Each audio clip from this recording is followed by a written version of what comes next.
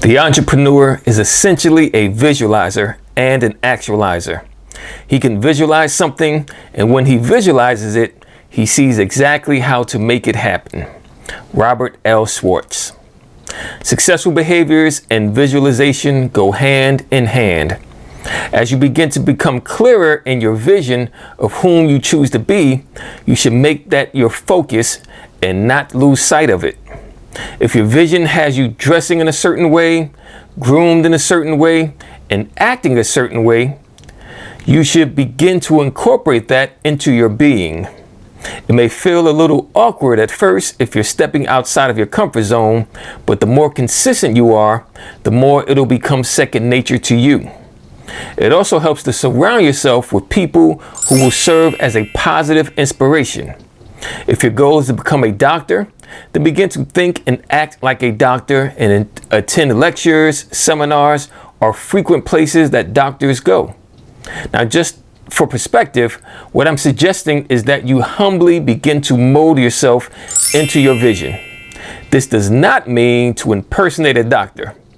Do not try to become something or claim to be something that you are not currently. The point I'm making is that if you are sincere and work towards your vision, then surrounding yourself in the right atmosphere will help to keep you focused. Now, it will be a challenge for some people to be able to objectively gauge their strengths and weaknesses. You do not want to become a victim of your own creation. You must realize and always remember that you are not your creation. Rather, your creation of yourself stems from your infinite consciousness within. To use an analogy, your consciousness within is like a white canvas. By itself, it has the infinite potential to become whatever you paint upon it. The test for a lot of people is that they become so identified with their own painting of themselves, we call this ego, that they fall into despair if they are no longer able to keep up a certain image. You should let your image serve you, but don't serve your image. If you no longer like the experience you are having, or if you begin to see people separating themselves from you, then perhaps it's time to look in the mirror and reassess what you may have become. If people are turned off by you, it's not always because they are haters. It may truly be that you have lost sight of genuineness and have fallen into the trap of becoming self-serving. The same way you can create or modify your image or ego, the same way you can change it at any time. Practicing presence of mind, the first principle, will help you to be observant and help you develop the self-control to change ways more quickly. As your consciousness evolves with consistent practice and effort, your ability to control behaviors will strengthen. I've witnessed people totally modify their personalities of stage fright, public speaking, their diets, their health practices and exercise routines, their style of dress, their job performance, and reviews through the practice of presence, visualization, and preparation, most importantly.